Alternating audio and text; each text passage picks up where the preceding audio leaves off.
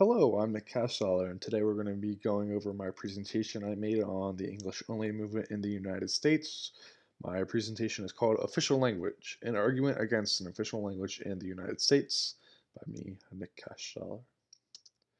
So, as an introduction, the United States has no national language.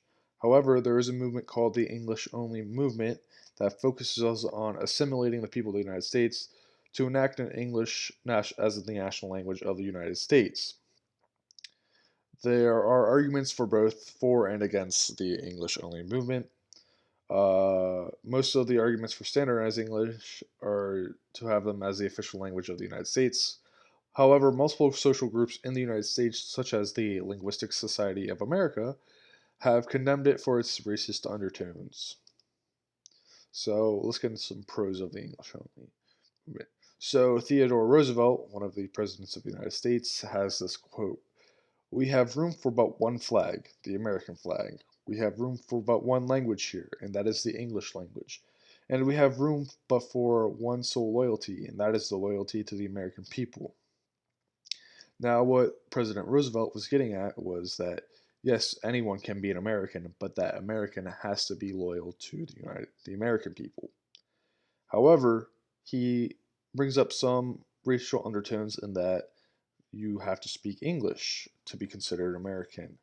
You have to wave the American flag to be considered American. Basically, losing all sense of your previous culture to consider yourself an American. An American cannot be someone from Peru or Germany. They have to be an American.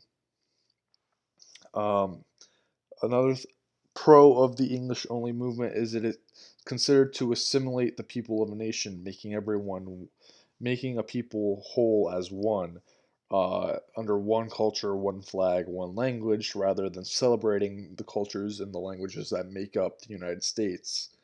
Um, one great idea of the American dream to say is that America is a melting pot, and that it is made up of a bunch of different cultures. But in fact, what a melting pot actually does is melt everything into one and assimilate it and strip it of its originality. And that is what the English only movement does. And here's a good quote from Padilla. English only advocates argue that unless English is made the official language, the U.S. risks being balkanized by non-English language groups, meaning that there can be groups of people in the United States that will not speak English and will, make their own group in the United States that is based off their language rather than assimilating and only speaking English. However, there are a lot of cons to the English only movement. The force on a unifying language can, in fact, be counterintuitive and it will create more division and divisiveness, meaning when you force someone to speak a language, they will rebel and not want to and do the exact opposite, and it can actually create more division within the United States because of the people who do identify with not speaking English as their primary language. They will feel attacked and maybe become radicalized by the fact that we are trying to make them speak English. A quote by Auerbach says, "Language acquisition cannot be legislated. Attempting to do so will undermine the goals of the English-only advocates, slowing assimilation and causing resistance." Basically, building off the first point in that it would actually be counterintuitive because it will slow assimilation and cause resistance if we try to force people to speak English. And primary English and its arguments are based in racism, trying to suppress culture and other races from being individuals and preferring to assimilate them to the American way of life. The American way of life is supposed to celebrate the fact that not everyone was born and raised in America, and the fact that we are made up of immigrants.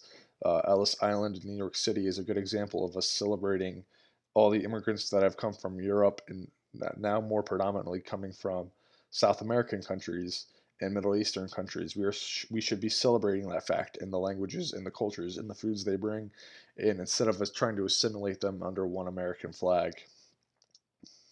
My opinion on the matter is, while a unifying language may be useful and convenient, an article of political reform is unconstitutional against the freedoms of immigrants that come to the United States, meaning the First Amendment is freedom of speech. We do not require anyone to speak English. They can speak any sort of language they want. It should be constitutionally protected that you do not have to speak English.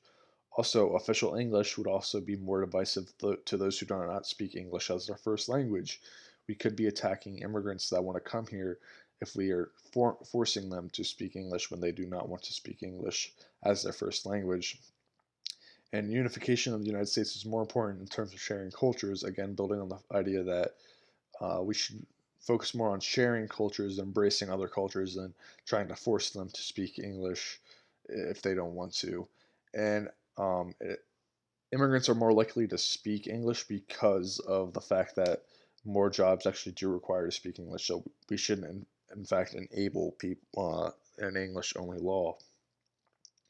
Another quote by Stalker: a great many of us wish to maintain English as the common language of the United States, but that goal need not and probably should not entail legislating English as the only language or the official language.